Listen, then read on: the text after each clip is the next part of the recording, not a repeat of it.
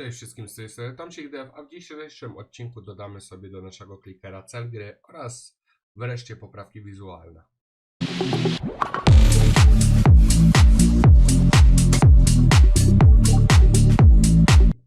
Tradycyjnie szybkie omówienia. Tutaj będzie dosyć krótkie. Odpalamy Godota, kończymy cel gry, czyli dodajemy jakieś realne coś, żeby zrobić tą grę jakby z początkiem i końcem. Żeby to będzie gra, która będzie jakby oparta o to, że mamy jakieś wyzwanie do spełnienia, czyli musimy oddać określoną liczbę ciastek w określonym interwale czasu, ale też myślę, że dodamy do tego, żeby na przykład co jakiś czas prosiło o jakieś maszyny i różne inne takie. Następnie popracujemy nad wyglądem. Dobra, to bierzemy się do pracy. Tak wygląda gra po realizacji wszystkich naszych założeń, czyli mamy tutaj jakby na ten odcinek, czyli mamy tutaj tak jakby ten wygląd. Wejdziemy sobie do gry, mamy cel, ten timer na początek jakoś dziwnie działa, ale to jeszcze go poprawimy potem. No i to tak naprawdę tyle. Dobra, zaczynając, więc po pierwsze dodałem opis na GitHuba, bo zobaczyłem, że nie ma go.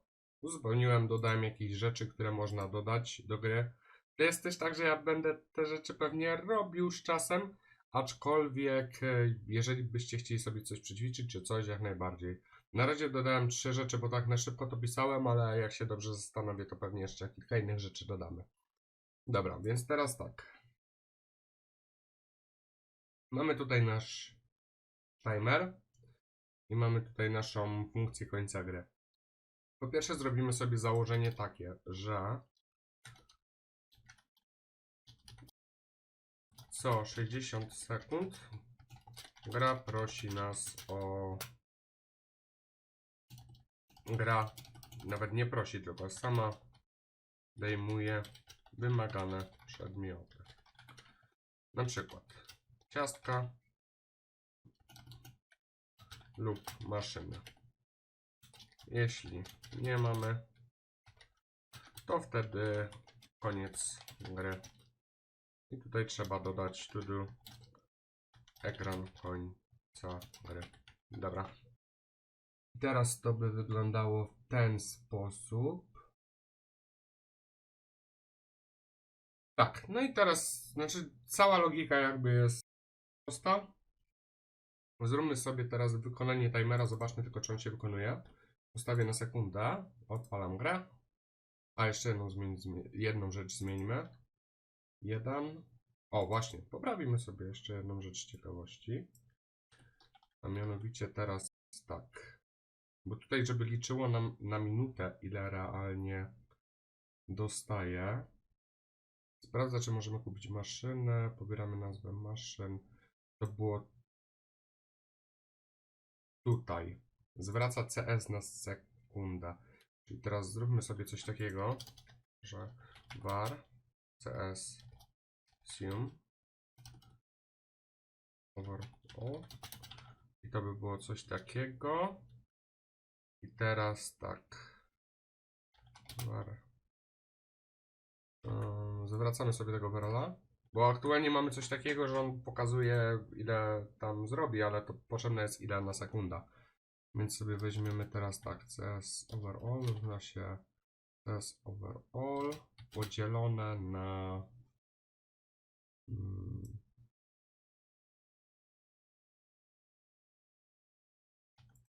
będzie machine.cookies, tylko interval. Tak? Interval, tak.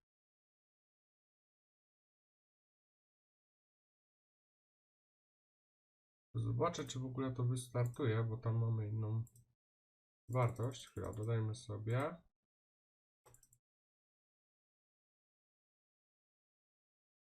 Dobra, widzę tu jedną rzecz, że endgame się robi. Zwróćmy sobie tutaj. Jedną na sekundę. Aktualnie mamy. Aha, na 2 sekundy. No dobra, to byś się powiedzmy, że zgadzało. A zróbmy sobie jeszcze szybki test. Jak dodamy 1000, a nie dodać opcję debug. O, uzupełnimy zaraz to.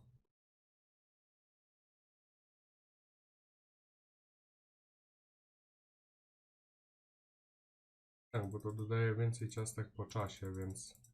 Dobra.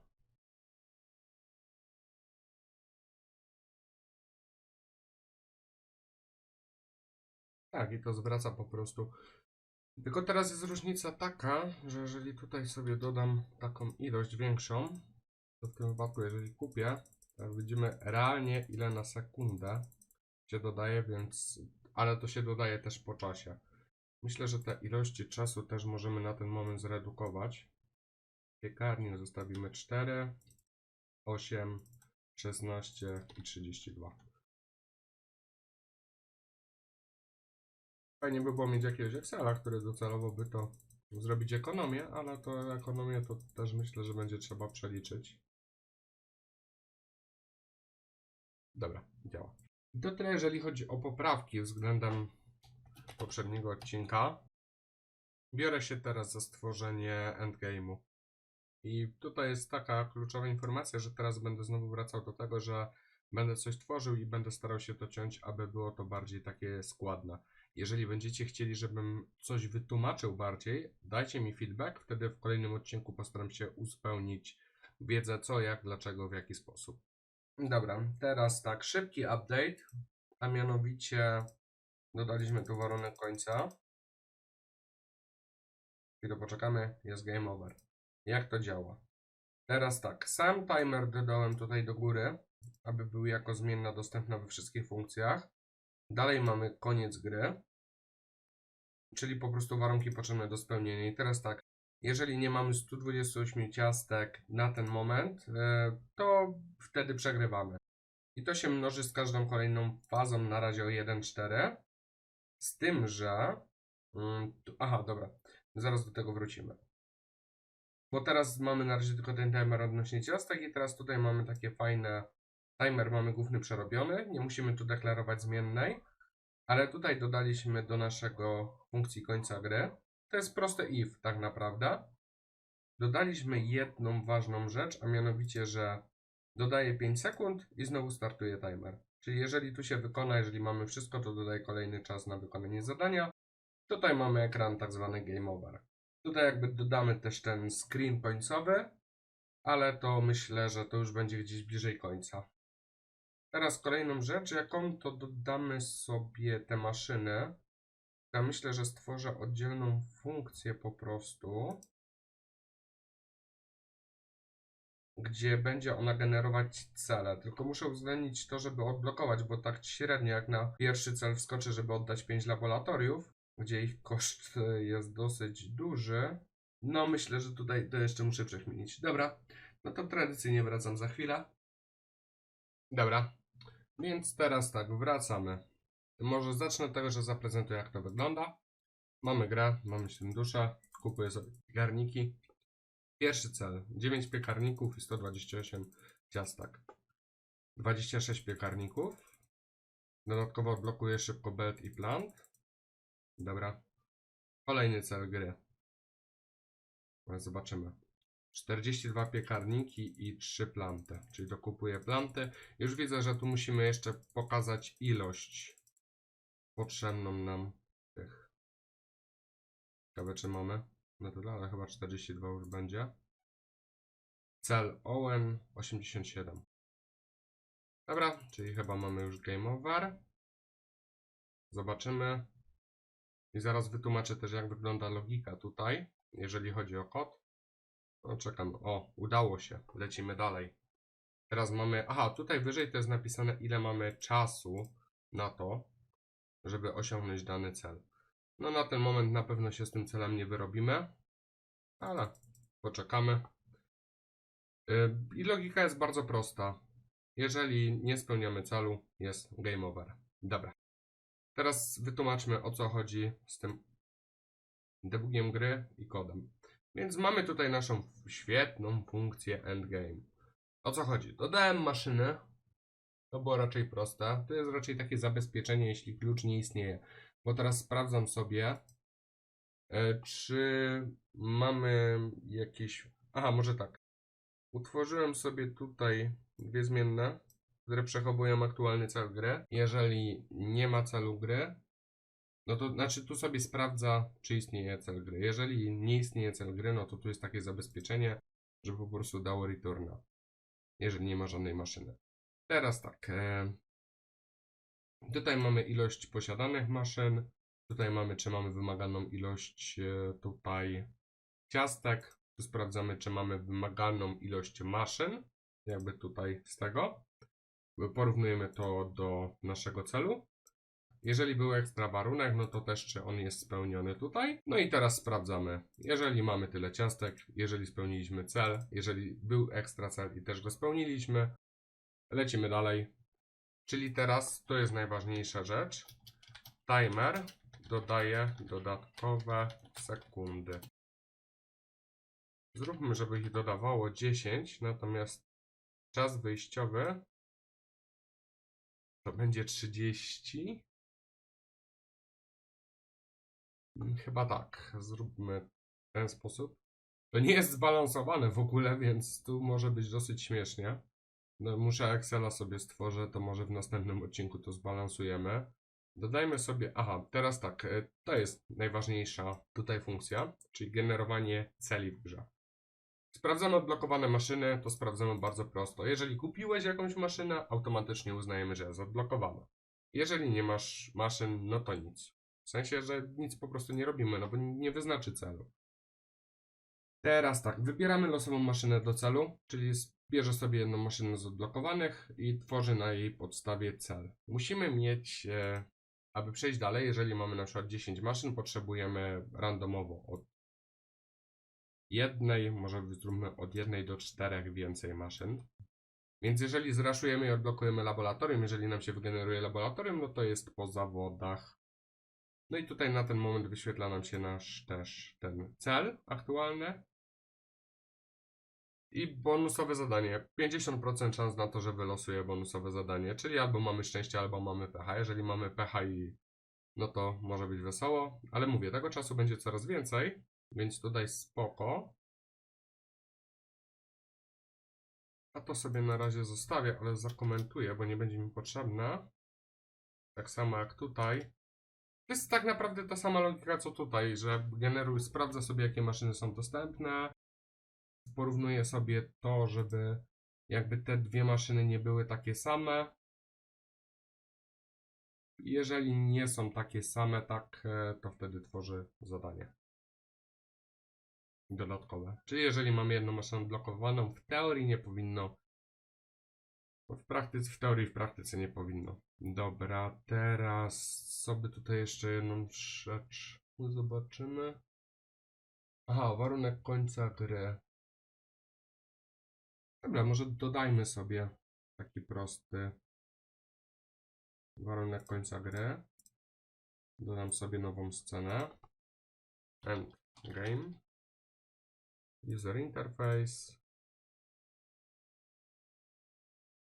2D. Dobra. Dodajmy sobie VBox. Środkowany. Label.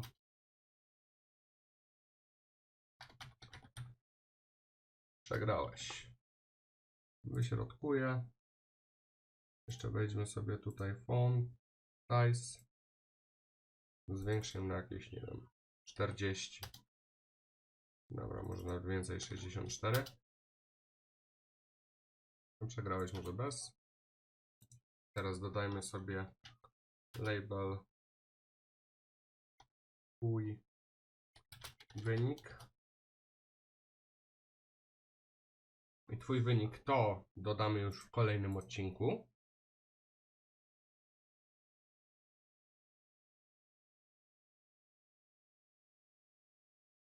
I dodamy label. Będzie to zliczało ilość maszyn i na tej podstawie będzie wyliczać końcowy wynik, który mieliśmy. I teraz powrót. Button. Powrót do menu.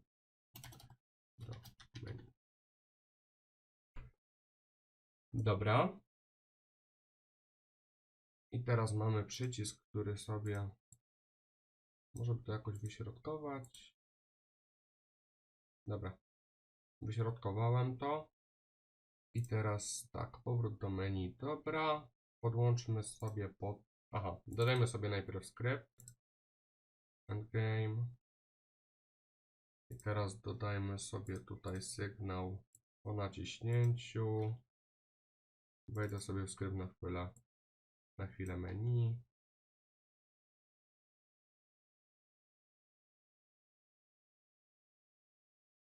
Dobra.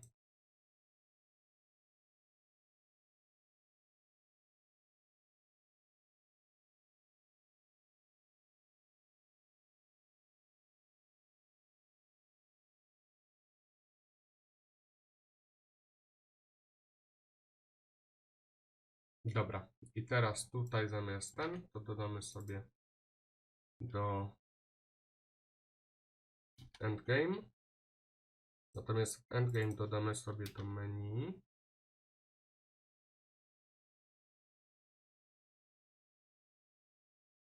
Świetnie. I teraz jeszcze kilka drobiazgów, a mianowicie tak, tu wrócę sobie do normalnej wartości, czyli 0.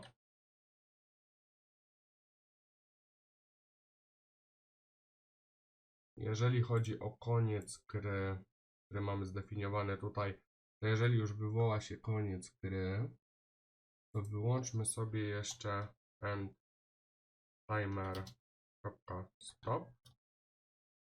I teraz tak, jeszcze poza tymi jakby rzeczami, musimy sobie pobrać na chwilę przynajmniej te wartości, bo teraz, dobra, rzecz, którą będzie trzeba zrobić, bo teraz może tak, jeżeli nawet wystartuję grę, dodam sobie jedną maszynę i nic nie będę, aha, bo to jest 30 sekund, dobra, przyspieszmy to trochę, tak chamsko znaczy w sumie mówię chamsko jak chamsko, żeby bez cięć to zrobić. Startujemy grę, dodajemy ciastka, 4. Dobra, gdzie ja to wrzuciłem? Tu.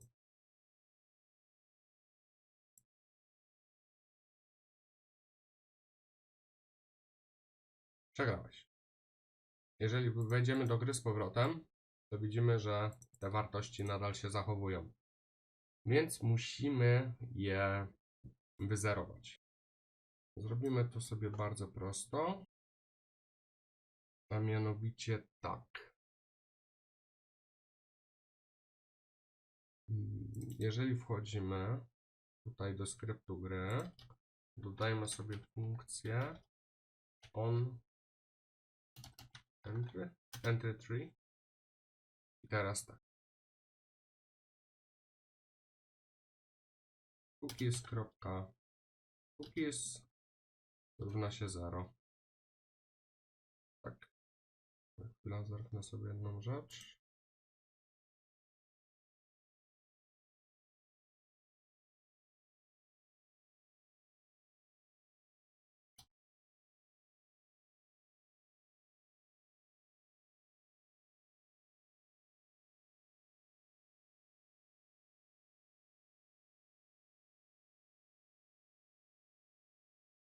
Dobra. Może nawet nie entry, tylko jako init. Dobra. Teraz tak. Wezmę sobie, przekopiuję. No, w sumie. Ja. To.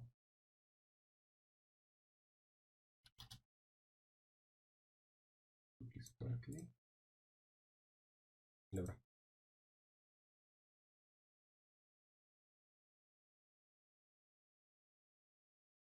Nie chcę kupić maszyny.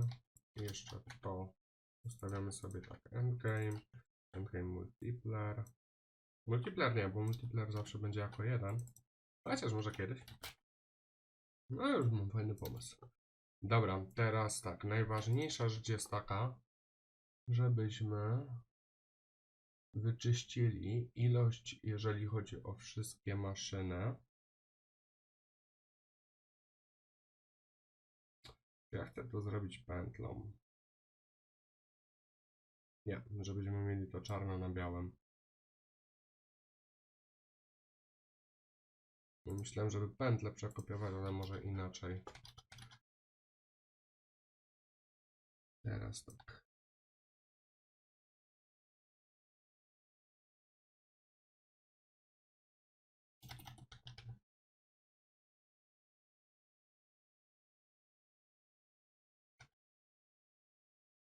Resetujemy sobie ilości.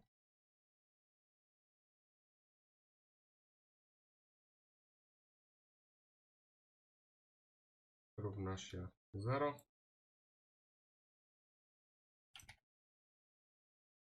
Dobra. I dzięki temu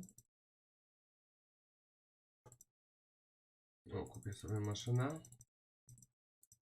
Przegrałem.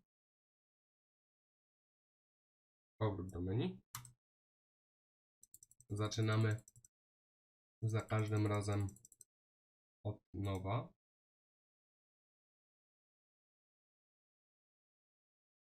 Tylko po wejściu do sceny nas też resetuje. Więc trzeba by dodać jeszcze jeden tutaj warunek. A mianowicie tak, dodajmy sobie do końca gry var end game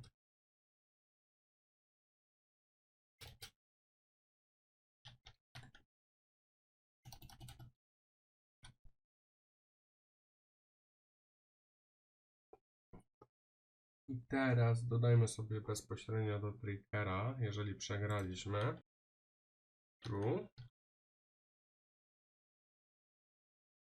I teraz dodajemy tu warunek if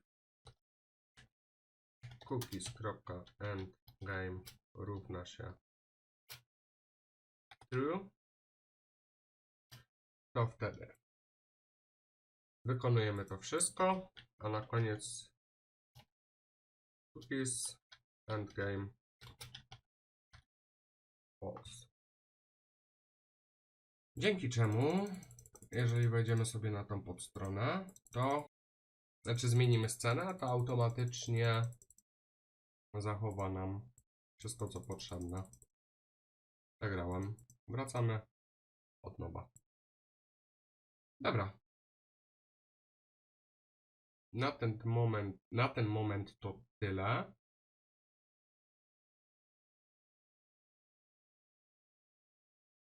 Teraz kolejną rzeczą, jaką się zajmę, to będzie dodanie tych wszystkich rzeczy do GUI gry. Czyli teraz tak, zostawiliśmy sobie ostatnio miejsce tu u góry, up bar. I tutaj będzie nam się wyświetlać czas do końca gry oraz aktualny progres. Dobra, to widzimy się za chwilę. Cześć. Dobrze, wracam do Was po krótkiej przerwie, więc co tu się podziało? Po pierwsze stworzyliśmy sobie górny ekran gry. Może zaprezentuję samą grę. Ustawię sobie tylko szybkość gry na 1. Teraz tak, na początek nie mamy żadnego celu, możemy sobie poklikać. Kupię sobie pierwszą maszynę. Kupię szybką umiejętność. Ta umiejętność ratuje tyłek na ten moment. I teraz tak, dokupmy sobie szybko jakieś maszyny. Czekamy, daję grę razy 4. Mamy pierwszy cel. Potrzebne nam są jeszcze dwie maszyny i 128 ciastek. Mamy drugi cel. 179 ciastek i 10 maszyn. No na przyspieszeniu to raczej nie mam szans, żeby to zrealizować. Game over. Klikamy. Gra się zaczyna na nowo. Tutaj mamy też w debugu fajną opcję, że możemy sobie przyspieszyć albo spowolnić grę. Działa to w większości przypadków. I teraz dam sobie razy 8. To jeszcze jest jeden fajny bóg, ale to może nie zapomnę go poprawić. Że jeżeli nie mam żadnej maszyny, to nie ma celu.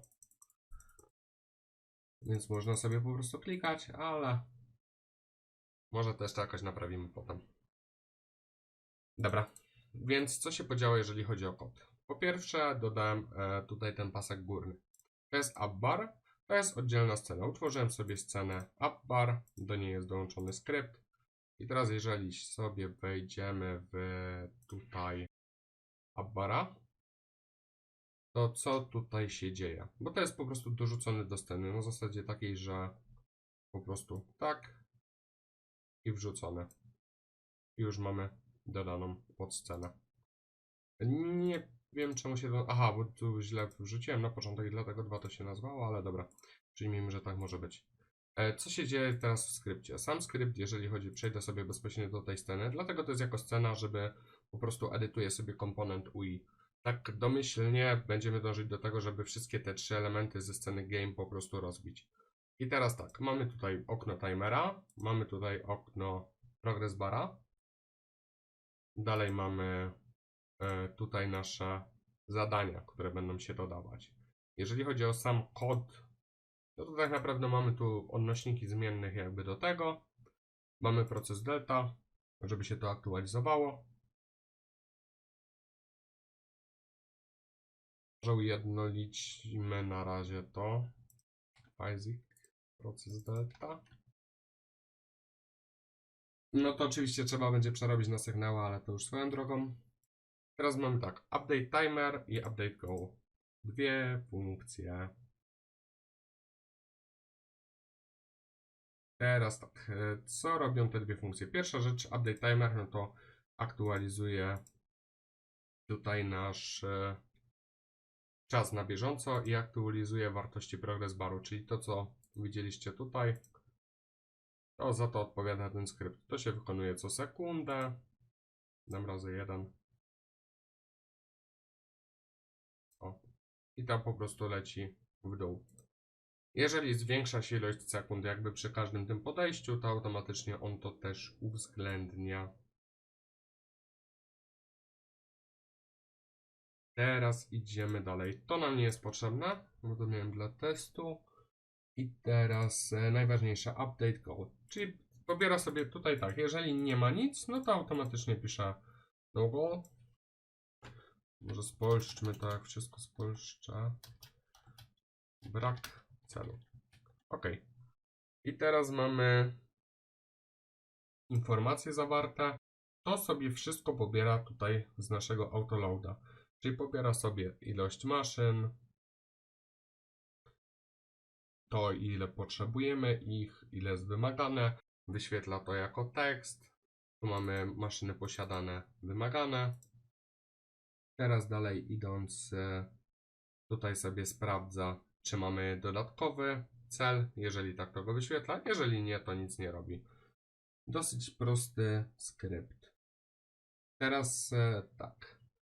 Więc mamy na ten moment skończony ten etap, a mianowicie cel gry, tak? No bo możemy, odpalamy grę, mamy warunek porażki.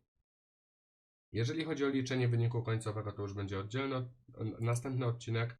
A teraz skupmy się teraz na tym, żeby ta gra jakkolwiek się prezentowała. To jest też na prośbę tutaj. Kliknę sobie na szybko. Społeczność. Mikon.pl Polska. Bo tutaj jak dodać teksturę i tło do menu.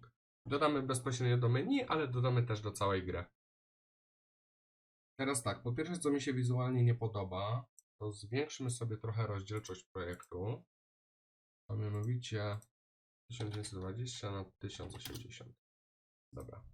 Odpalę sobie. O, jak widać fajnie menu się rozjechało, bo ono było już na inną rozdzielczość.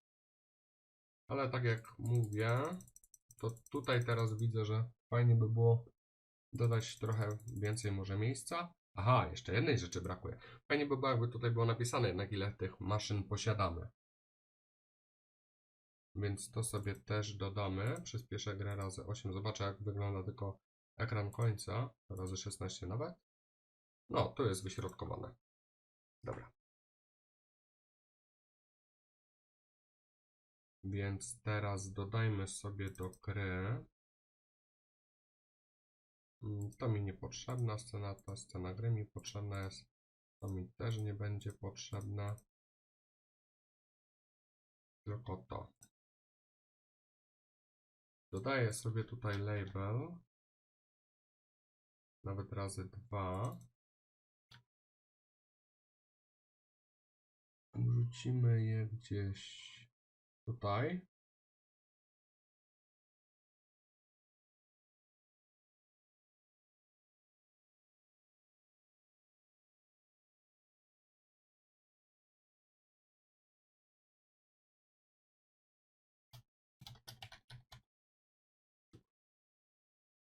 Dobra, posiadane.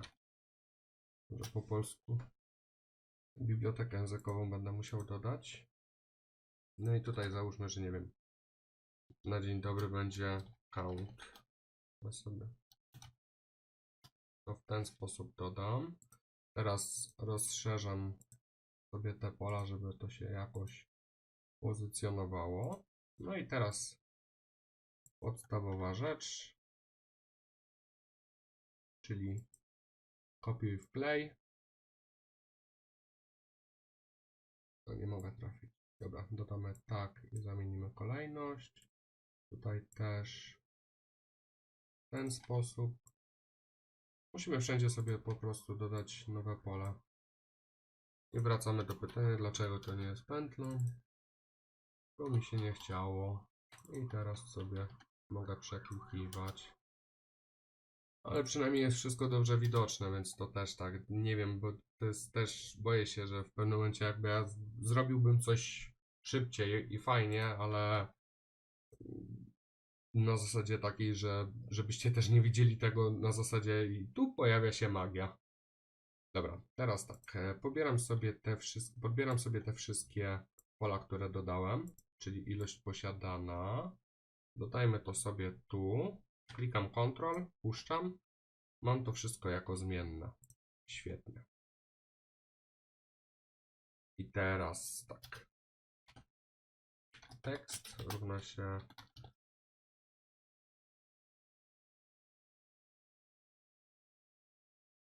Czy my mamy teraz funkcję, która zwraca aktualną ilość?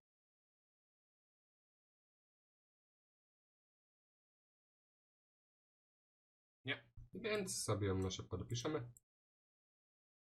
Kopiujemy, bo to będziemy wracali inta. Get machine.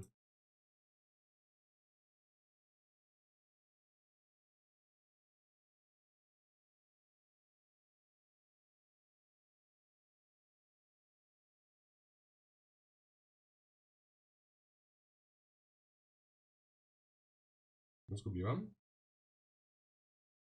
Tu mamy. Pobierz aktualną ilość posiadanych maszyn. No i to tyle. Wracamy sobie do gry. Cookies.peg.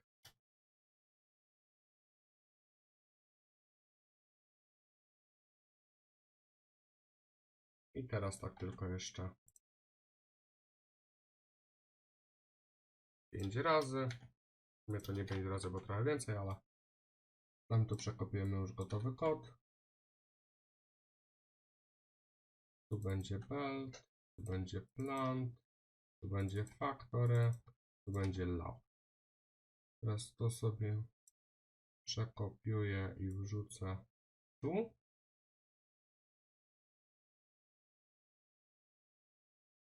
Posiadane. Dodam ciastka. Kup maszyna. Jak widać, posiadane się zwiększa. Mamy już 3 maszyny. Zmienię sobie prędkość na chwilę razy 16, żeby się przegrać. Pięknie. Dobra. Czyli pierwsza rzecz jakby skończona. Lecimy dalej. Dodajmy sobie na ten moment te ikony. Wszystkie, które bym chciał. Czyli po pierwsze zamiast ikony ciastka dodajmy, zamiast tego tekstu dodajmy sobie ikonę ciastka. Dodajmy sobie tekstur effect, to się nazywa. Teraz dodamy pełne wypełnienie. Dodamy sobie obraz. Sztuki.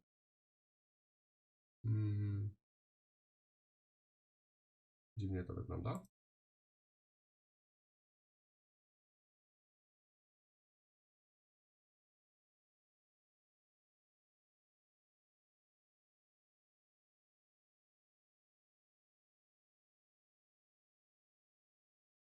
Ale w sumie to okno, bo tu mamy dwa okna.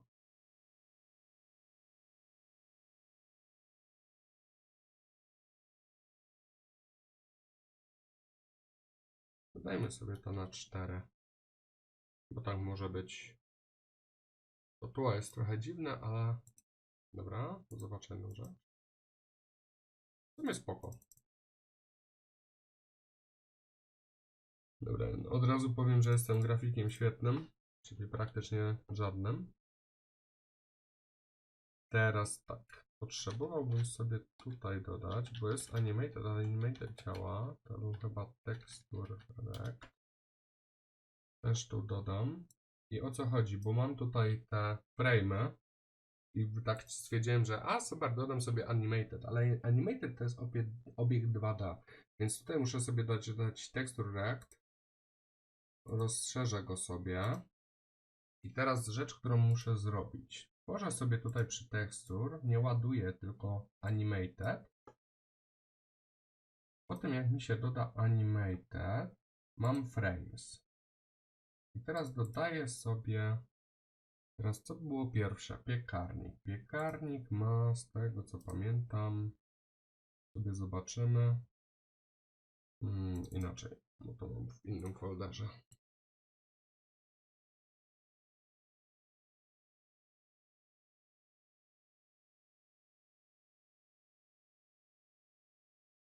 Owen. Piekarnik ma 2 obrazki, więc potrzebne mi są 2 frame. Dobra, to teraz sobie wejdziemy tutaj. Już mi się załadowały, świetnie. Więc nawet nie musiałem sprawdzać, ale tu sobie dodamy frame pierwszy, a tu sobie dodamy frame drugi. Co sekundę będzie się zmieniał. Więc jak sobie przybliżę, to on już się zmienia. Tylko fajnie by było, jakby to jeszcze troszeczkę... No nie, takie za duże.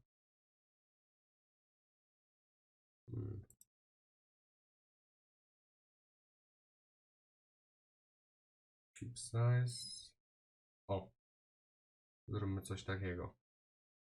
I teraz jak widzicie, jeżeli odpalimy sobie grę, to mamy tutaj migającą ikonę piekarnika. Co robimy teraz? Oczywiście, że to kopiujemy wszędzie.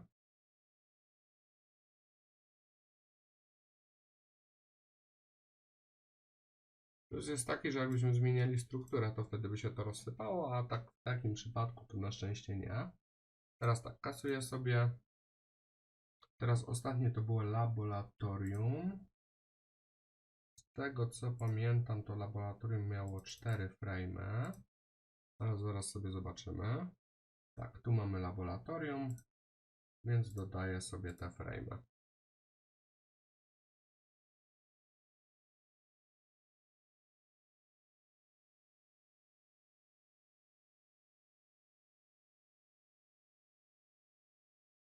Dobra. I tak dla każdego obrazka będzie trzeba pododawać. Więc teraz zatrzymam nagrywanie, pododaję i zaraz się widzimy. Dobra, teraz na szybko co tutaj podmieniliśmy. Dodaliśmy oczywiście wszystkie nasze tutaj ikony. Bardzo dziękuję Rafałowi. Tutaj mamy ikonę ciastka. Zmodyfikowałem lekko batony, przyciski, tak aby one miały minimalną szerokość 150. Może jeszcze zróbmy z tym jedną rzecz, a mianowicie chwila, bo to jest tutaj jako device. Rozszerzmy, żeby to było wyśrodkowane. Dobra, odpalimy grę. Jak widać, co sekundę animacje się zmieniają. No, dodaje to trochę uroku.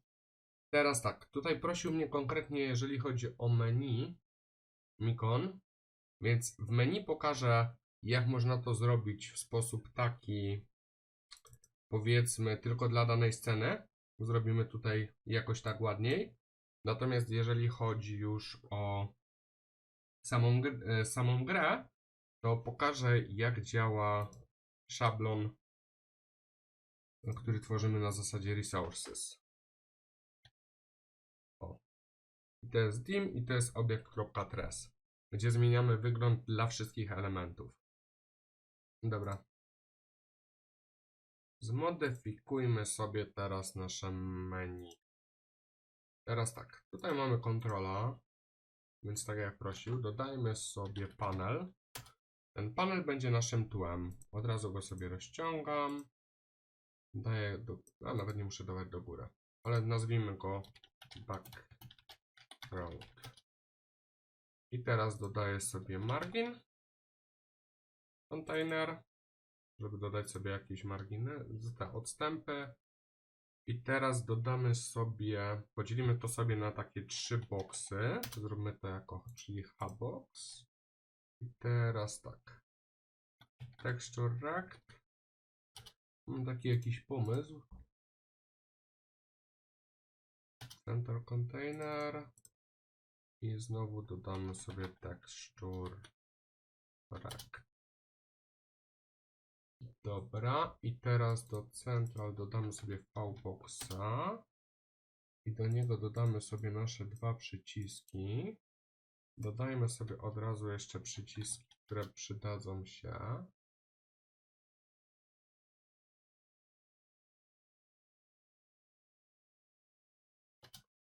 Zróbmy to w ten sposób. Control.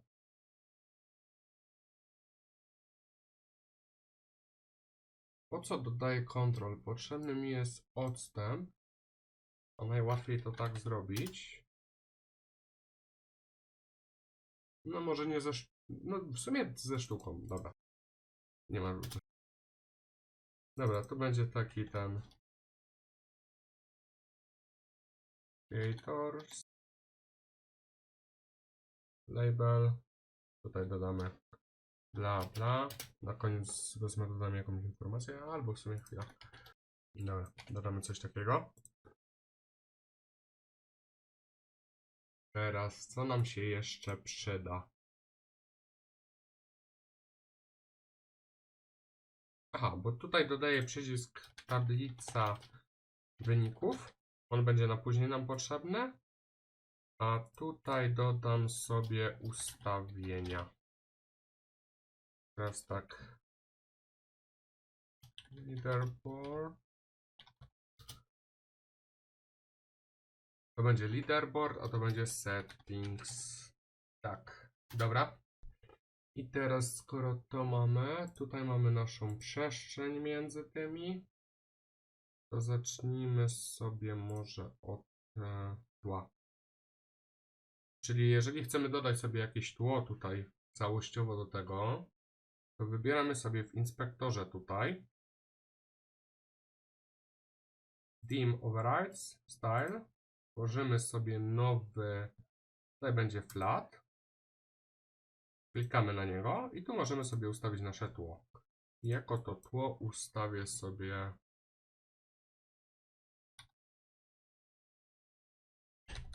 coś takiego. Jasne. Może trochę ciemniejsze. O, może coś takiego.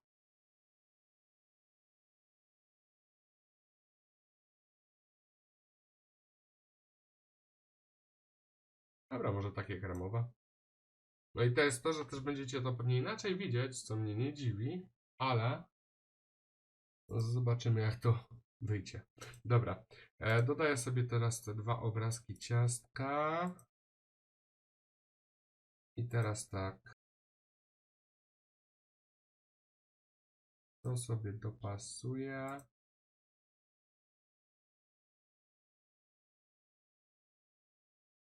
Dobra, może inaczej.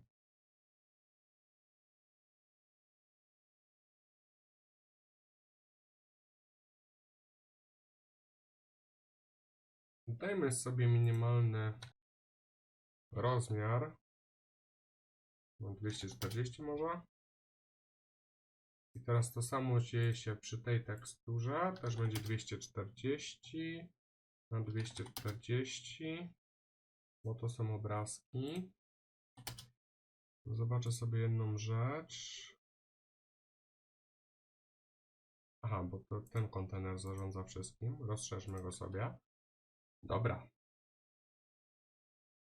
I teraz Może dodajmy ciemniejsze na tło.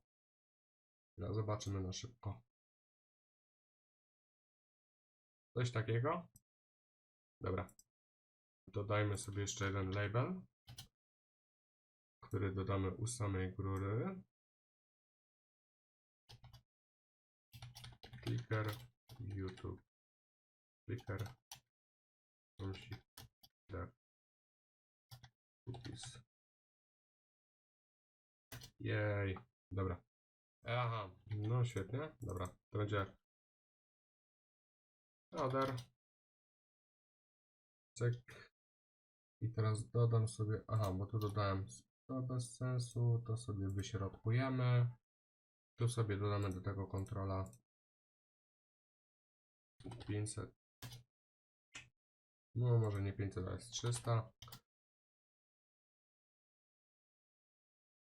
Ja od razu mówię, nie jestem jakimś wybitnym artystą. Coś tam umiem zrobić, ale nie najlepiej. Natomiast takie podstawowe może menu jeszcze uda mi się złożyć. Teraz tak, tu sobie dodamy do tego kontrola layout 100, żeby było odstępu, weźmy nawet 150. Dobra. Teraz te ciastka.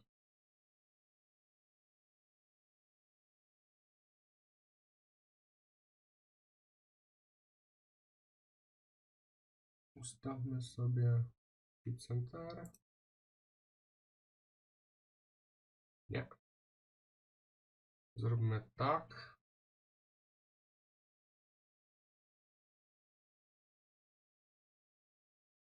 Dobra, w sumie zachowajmy coś takiego. Zobaczmy, jak to wygląda. Oczywiście te przyciski nie są jeszcze aktywne. Tutaj mamy nasze podstawowe. Klikamy graj. Przenosi nas do gry. Klasycznie kupimy maszynę, żeby wystartowało. Dajmy razy 8. Porażka. Świetnie. Znaczy, no nie świetnie, że porażka, ale... Dobra, czyli tutaj mamy, jeżeli chodzi o podstawowy takie menu, prosty wygląd, czyli jak dodać tekstury, jak dodać tutaj inne rzeczy. Jeszcze możemy poprawić w sumie te przyciski. To teraz tak, jeżeli wybiorę sobie te przyciski, to tak samo mogę dla nich tworzyć. Aha, tylko że to już bym musiał... Dobra, to może pokażę potem, ale tutaj mogę sobie zmienić kilka elementów, jeżeli chodzi o te przyciski.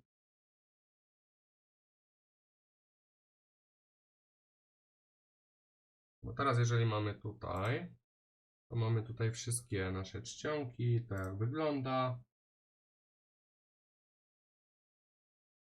Tutaj mamy tło. Utworzę sobie nowe tło. I teraz dla tego przycisku graj. I na przykład, nie wiem, zrobimy sobie je jakieś takie ciemne, ale w jakimś takim odcieniu. Może będzie to w jakiś taki brąz wpadało. O, dobra. Zwiększymy sobie trochę radius i dodajmy sobie teraz na przykład, to zrobię dla tego przycisku, żeby był większy. Custom, nie wiem, dajmy 80. O. I teraz jeszcze fajnie by było jakby zwiększyć rozmiar tutaj tekstu, to wejdziemy sobie w font size i ustawmy, nie wiem, na 30, 32. Dobra. I teraz jak już odpalimy, tutaj graj mamy większa. Teraz jeżeli byśmy chcieli na przykład dodać, żeby, nie wiem, po najechaniu na to coś się działo, to musimy sobie, klikamy przycisk, szukamy sobie font, rozszerzę sobie to menu. I teraz tak. Chcę sobie dodać on hover, czyli po najechaniu. I teraz stworzę sobie flat box i nie wiem, dajmy, żeby był jakiś taki kontrast.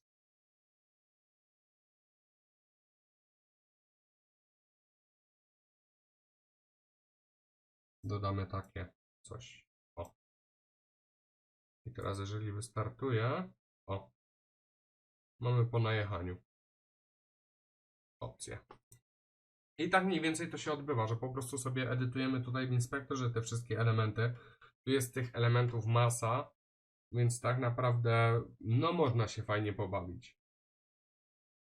Zobaczę sobie teraz, ile z ciekawości trwa odcinek, ale myślę, że jeszcze będę chciał tu coś, jeżeli chodzi o samą grę, też przerobić. Dobra, to wracam za niedługo. Dobra, sprawdziłem sobie na ten moment, no niestety, ale bez sensu. Znaczy, dobra, nie że bez sensu, ale po prostu nie chcę tak bardzo przyciągać tego odcinka. Chcę też mieć jakby komfort, jeżeli chodzi o edycję, bo nie czuję się w tym jeszcze najpewniej.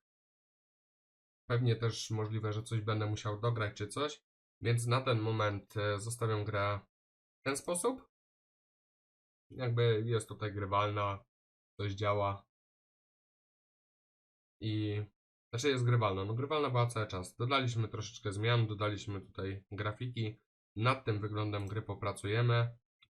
Tutaj zgodnie z prośbą do Miko pokazałem mniej więcej jak się tworzy, jak się edytuje wygląd. W tym odcinku to tyle. Jest 4. Planowałem go nagrać wcześniej. Dzisiaj pewnie siądę jeszcze za jakąś godzinę. Liczę na to, że go zedytuję do końca. Jeżeli go zedytuję do końca i uda mi się wygenerować, to najpóźniej w piątek go dodam. Jeżeli w piątek go dodam, jeżeli uda mi się go wyedytować dzisiaj, to w piątek go dodam, a jutro możliwe, że nagram kolejny odcinek. Bo teraz tak, mamy cel gry, więc fajnie by było tam poprawki jeszcze te wizualne pododawać i zobaczymy co dalej. Tyle ode mnie, trzymajcie się, cześć.